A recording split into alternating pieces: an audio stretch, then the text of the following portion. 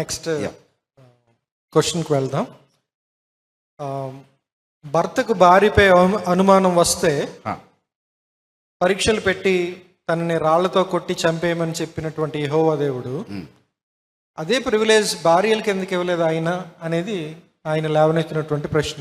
Okay, అంటే భార్యకి భర్త మీద అనుమానం వచ్చింది అనుకోండి, మరి భర్తలకు ఎందుకు పెట్టమనలేదు అలాంటి పరీక్షలు?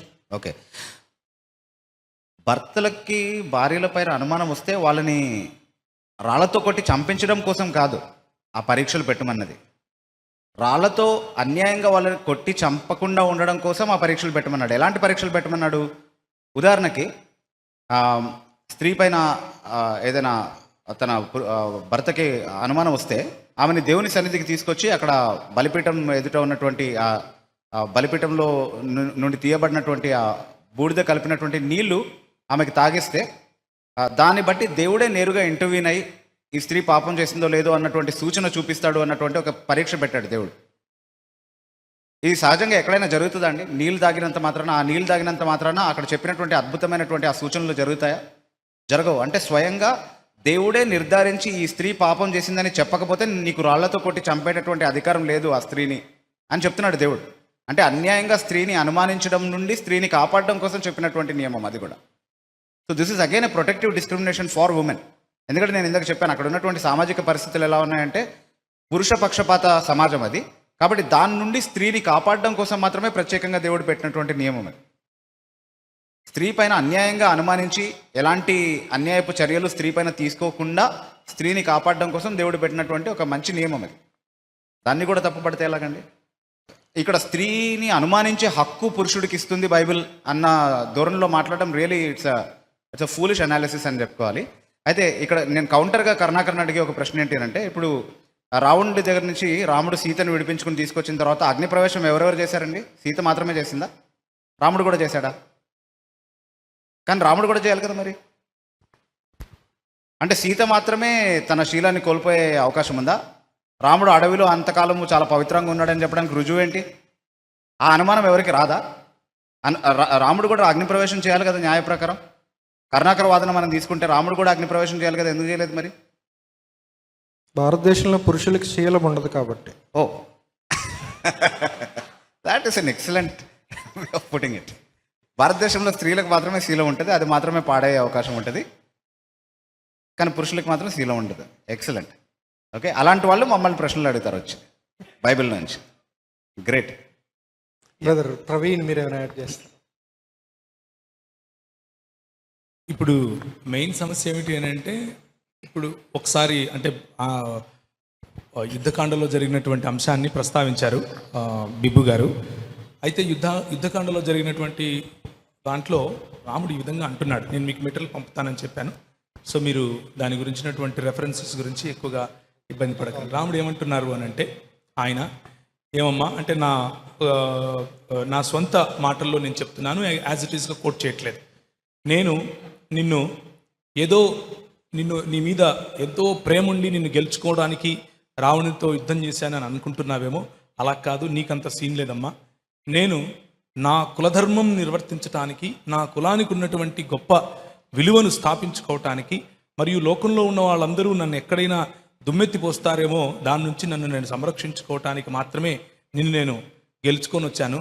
కాబట్టి నువ్వు కావాలంటే లక్ష్మణుడితో వెళ్ళిపో, లేకపోతే భరతుడితో వెళ్ళిపో, లేకపోతే దాన్ని ఏమంటారు సుగ్రీవుడితో వెళ్ళిపో. అంటే సుగ్రీవుడు ఒక జంతువు కదా, ఒక వానరుడు, మనిషి కాదు, వాడితో వెళ్ళిపో. ఇంకా అది కూడా కాదంటే విభీషణుడు రాక్షసుడితో వెళ్ళిపో, అని నేను మాత్రం నిన్ను ఉంచుకోలేను అంటాడు. అది స్త్రీ పట్ల ఉన్నటువంటి దేవుడికి మర్యాద పురుషోత్తరం శ్రీ రామ్జీ లల్లా విరాజ్మాన్ ఉన్నటువంటి మనసు స్త్రీల పట్ల.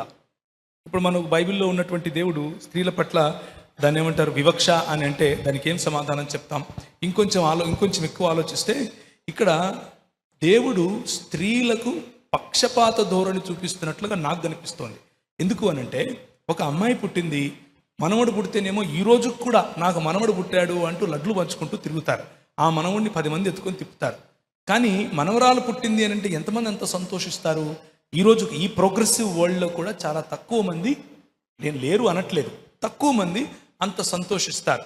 ఆ అమ్మాయిని ఎక్కువగా ఎత్తి దించటం, లేకపోతే ముద్దాడటం, దగ్గరికి తీసుకోవటం అన్నది అంత చిన్న వయసు నుంచే ఆమెను ప్రొటెక్టివ్గా ఉంచటం కోసం, తల్లి దగ్గరుండి తన్ను చూసుకోవటం కోసం 33 దినాల కంటే ఎక్కువ దినాలు, అంటే 66 దినాలు కేటాయించినటువంటి ప్రభు మనస్సు ఎక్కడా? కానీ పుట్టగానే ఈమె చాలా అందంగా నేను చేసుకున్నాను, ఈమె నేనే పెళ్లి చేసుకుంటాను అన్న భ్రమ ఎక్కడా? ఒరే నేను నీ అయ్యాను అలా చేయకు, నేను నీ కూతుర్ని, నేను నీ మానసపుత్రికను, నువ్వు నాతో పడుకోకూడదు, నాతో నువ్వు దాన్ని ఏమంటారు శారీరక వాంఛ నీకు ఉండకూడదు అని అంటే వాళ్ళు చెప్పావులే రా అని చెప్పి తీసుకొచ్చుకున్నటువంటి బ్రహ్మ ఎక్కడ? స్త్రీ పట్ల వివక్ష లేకుండా, స్త్రీకి పక్షపాతిగా బిడ్డలకు కనికరం చూపించాలి, బిడ్డలకు రక్షణ చూపించాలి అన్నటువంటి దేవుడు ఎక్కడ? బైబిల్లో ఉన్న దేవుడు అసలు ఏమైనా పొంతనుందా? ఇంకొక చిన్న మాట చెప్తాను మీకు. రేణుకా ఎల్లమ్మ అని గుళ్ళు ఎక్కడైనా కనిపిస్తుంటాయి, మీకు చూసి ఉంటారు. అంటే మీకు అర్థమవటం కోసం చాలా స్థానిక పురాణాలు తీసుకుంటున్నాను. రేణుకా ఎల్లమ్మ కథ ఏంటంటే, ఒకసారి దాన్ని ఏమంటారు జమదగ్ని అనే ఆయనకు భార్య ఉంటుంది. ఆమె గంధర్వుడు వచ్చాడు అని గంధర్వుని పట్ల మనస్సు పడింది అని ఈయనకు అనుమానం వస్తుంది. కేవలం ఏమొస్తుంది? అనుమానం మాత్రమే. అక్కడేమి ప్రూఫ్లు, నిలబడి మాట్లాడాలు, ప్రభు చెప్పినట్లుగా ఆమెను రాళ్లతో కొట్టకుండా ఉండటానికి కావలసినటువంటి ఈ న్యాయ వ్యవస్థ ఏమి ఉండదు. అనుమానం వచ్చింది, ఒరే మీ అమ్మ ఏదో తప్పు చేసిందిరా ఏసేయి అన్నాడు. కత్తి తీసుకుని పరశురాముడు వేసాడు, తలదెంపేశాడు. ఇది సనాతన ధర్మం చెప్పేటటువంటి నియమం. కానీ ఇక్కడ ప్రభు ఏం చెప్తున్నాడు? ఆమె తప్పు చేసిందో లేదో ముందు నిలబెట్టి మాట్లాడండి, నిలబడి మాట్లాడి ఆ తర్వాత చూద్దాం. అంటే స్త్రీ పట్ల రాబోయే ప్రశ్న అనుకుంటాను ఇది. దాని తర్వాత అంటే రాళ్లతో కొట్టి చంపడానికి కోసం ఇది చేయలేదు, ఇది ఆమెను కాపాడటం కోసం చేశాడు అని చాలా బిబు చాలా స్పష్టంగా చాలా ఈజీగా చెప్పారు. కానీ సనాతన ధర్మంలో అలా కాదు. అనుమానం వస్తే వేసేయటమే, అనుమానం వస్తే చంపి, లేదు నాయన నువ్వు నాకు దాన్ని ఏమంటావు, నువ్వు నాకు వరాలు ఇవ్వాలి అన్నాడు. సరే తీసుకో, ఏం కావాలన్నా, మా అమ్మ తిరిగి బ్రతకాలి అన్నాడు. అరే ఎట్లయితుందిరా ఇప్పుడు, మన కష్టం కదా అంటే, అది గదిగో ఎల్లమ్మ పోతా ఉంది, నల్లగా ఉంది, లావుగా ఉంది, దాని తల తీసేసి మీ అమ్మ తలకాయ పెట్టు అన్నాడు.